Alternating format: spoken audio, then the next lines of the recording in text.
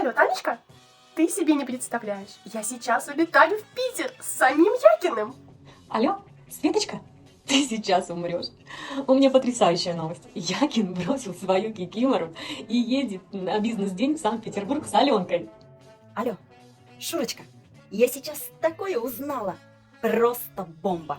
Ну что, 27 января, зал Кремлевский, отель Москва. Встретимся, я тебе все расскажу. Там будут все наши.